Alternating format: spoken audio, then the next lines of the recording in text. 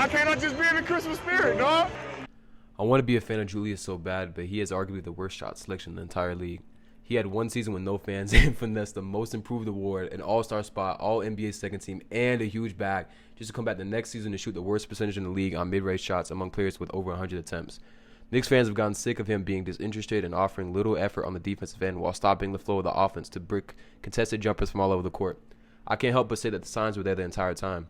After the Hawks locked down Randle made him look like the worst player in the entire playoffs that year, it was clear that the physical play of the playoffs and bringing double teams affected him so much that he shot 10% from mid-range and 29% from the field. With the recent rule changes allowing defenders more leeway on contact, Randle has been terrible this season. The truth is the Knicks have been so desperate for a star player since Melo left that they gave superstar money to a player that was never that caliber at any point in his career. While the percentages show how bad he's been, we have to take a look at the film to truly evaluate his shot quality and his lack of commitment on defense. A big storyline this season has been how the Knicks plus-minus has been so much worse when the starters are playing. And when you look at Randle's plus-minus according to each player on the team, most of them actually have a negative plus-minus when he's on the court. And when you look at Randle's specific plus-minus, he's only had, out of the last 20 games, he's only had 7 positive plus-minus games. So there has to be some sort of correlation between that. In terms of Randle's actually like shooting and shot selection, he's always been known as someone who takes tough off the dribble shots and mid-ranges and threes. But when you look at his shot chart from 2021, he was average. This is a max caliber player, 24 points per game. He's shooting really well from the field, all over the floor, right? But when you look at his shot chart from this year, he's scoring 5 points less.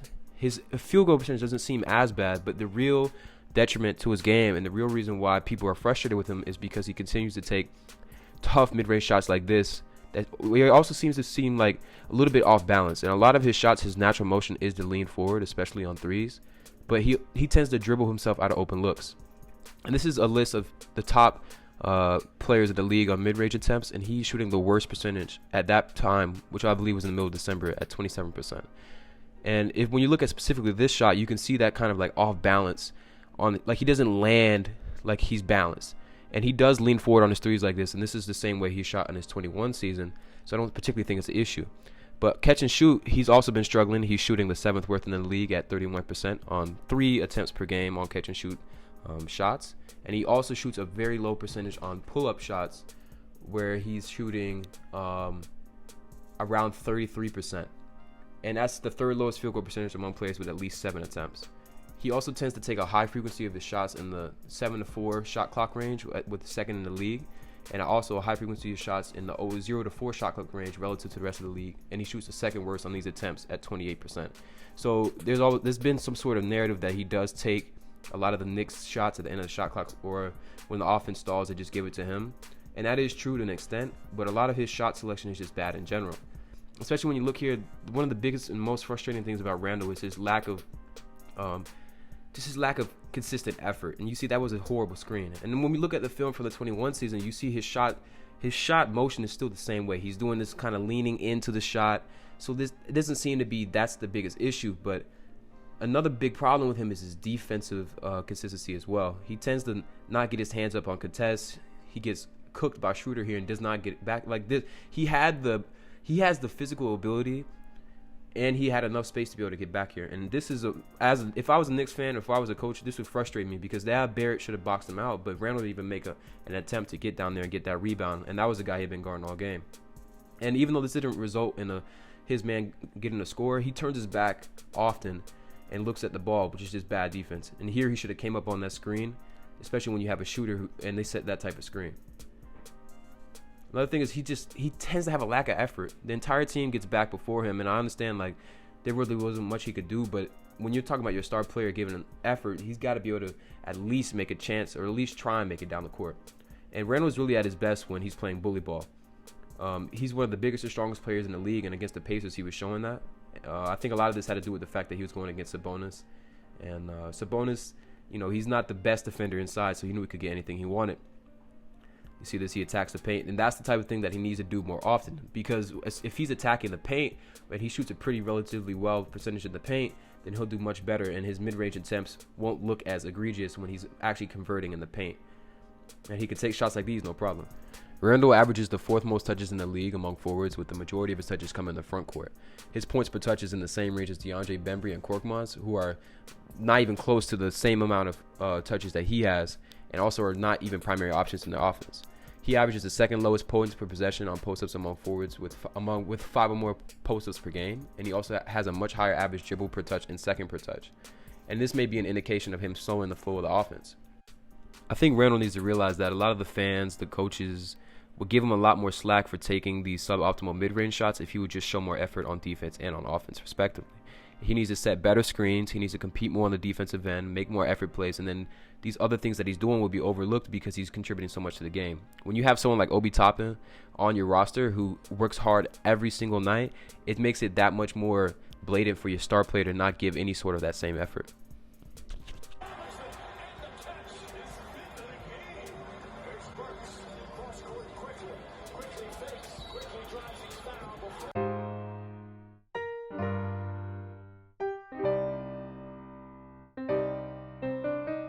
Taco. You're not better than Boban, no? It's easy to blame Tobias Harris for not playing to the level a max-level player should. But the thing is, he was never a max player. It's on Philly for offering that massive 5-year, $180 million extension in the 2019 offseason. With Ben Simmons not on the court, a lot of the scoring and playmaking has fallen on his shoulders, and he just hasn't been up to the task. A lot of Philly fans are turning on him, and I can't really blame them. He is the 14th highest paid player in the league, and the only non-All-Star and the top 20 most paid players. To put into perspective how terrible a contract of Tobias is on, Spot Track ranks players based on a mathematical comparison of their current salary against their cumulative production points. This value metric is generated by compiling the current statistics for each player, then comparing them against all other players of that position. Tobias has the 5th highest contract in the league and a relative value rating of 11.88, while all the players above him are in the 95-plus range. But is Tobias having a bad season relative to the value of his contract, or is he just having a bad season in general? Tobias Harris actually leads the league in missed layups, which is kind of mind-blowing to me. I did not know that. And also, I didn't fact-check it. I saw it on Twitter. I couldn't find anywhere to actually prove that. But looking at the film, I completely believe it. Against the Raptors, he missed at least 5 layups, and these were all makeable layups. And there were a couple where he tried to act like he got fouled. Like, bro, you did not get fouled. And when you look at his shot chart, you see this too. He's shooting below league average within the paint. He's shooting worse when he has a defender in his face. And you got to feel for Joel Embiid sometimes because he's got 2 light-skinned dudes who are paid way too much money, and they're so soft. And I just kind of wish that both Toby and Ben Simmons kind of got some of that toughness that Embiid has. But that's besides the point. And he has mentioned that he's been dealing with the side effects of COVID this season, so I don't want to be too hard on him. He did start the season off really well. But I honestly think that Tobias Harris is really missing the effect that Ben Simmons has on the Sixers offense. He never really truly had a face-up game, or he doesn't have the best ball handling, so he doesn't tend to really get open off of by his own means. And Ben Simmons, when he would push the ball in transition and when he would break down the defense and suck in the help defenders, it really helped Tobias because he's truly not a number 1 or number 2 option. He's a number 3, and that Sixers team was complemented well by the fact that Ben was a generational playmaker, which means that he could put Tobias in the areas that he needs to be able to score. And you've really noticed that sort of drop-off in the ease of his looks, and his numbers reflect that. In 2021, he averaged 14.9 shots per game on 51%, and he was shooting 39% on 3.4 threes per game. This season, he's now shooting 45% from the field, which is the worst of his career, and he's at a terrible 29.9% from 3, which is awful, terrible. Biggest problems with Tobias this season and really his whole career is his lack of being able to finish through contact. You can see these 2 clips against the Nets. He tries to attack Claxton on the transition bucket, but Claxton challenges him at the rim, and he's unable to finish. And this is something that's been consistent throughout this season, especially in those Raptors clips I was showing earlier. And he hasn't really been able to take advantage of mismatches. Like against Patty Mills, he's missing bunnies, and this is something that's been happening all season. Doc Rivers has made it a point of emphasis to encourage Tobias Harris to be decisive with his decision-making with the ball. When you look at his numbers this season, his field goal percentage steadily declines the more dribbles that he takes. He shoots very, very well on 2-point attempts with 0 dribbles, and the more dribbles he takes, it goes from 69% to when he takes 7+ dribbles to 47%. And watching this Nets game, you could definitely see how sometimes he dribbles himself in tougher shots. You'll see against LaMarcus Aldridge here, tries to challenge him. And LaMarcus is at a point in his career where he shouldn't really be able to affect shots like this. And he's able to get to the rim a lot of the times easily. It's just he's not finishing these looks. And right here, it's just not a smart idea to try and back down James Harden. He's one of the best post defenders in the league. Example of this, he doesn't even come back in the frame after running off the screen and challenge a three. Getting paid $180 million, you got to compete more than that. And here against DeJounte, he doesn't even get a hand up after he gets blown by. And at his size at 6'8", you've got to contest that more. And on this play, he just exhibits bad defensive technique. You don't ever run on a shooter like that. He's got to be able to break his feet down. And you got Thibault on your team. I mean, I don't understand why his defensive effort is just so inconsistent. And here, I would have loved to have seen him run back, especially if I was a Philly fan or a coach like we were talking about with Randle. This is one of your highest paid players on the team, and he's not competing. He's not running to get down there. And to his credit, he had a really good offensive output against the Spurs, one of his best games of the season. And he was able to take advantage of them matching up smaller guards on him like Primo. So he does have like the ability to finish over smaller players, but I think for him, he needs to figure out a different way to get his shots off when he's defended by players who are stronger than him, because he likes to default to turning his back to the basket. And against the Rockets, the issue with Toby is that, yes, he's shooting really, really bad from three, and yes, he's missing a lot of layups, but the issue is the expectations with his contract and the team situation because of the size of his contract. According to Forbes, against the Rockets on Monday, Tobias heard boos and go to the fans to boo him more, and then told him not to clap later on when he scored in the game. And a lot of the Sixers fans, when I looked up his name on Twitter, were expressing that their frustrations were about the state of the team and the fact that he has that contract rather than the quality of his play. And it is true that he has struggled in some aspects this year, but it's also just like it's a relative struggle to the amount he's being paid, because he's being paid like a number one.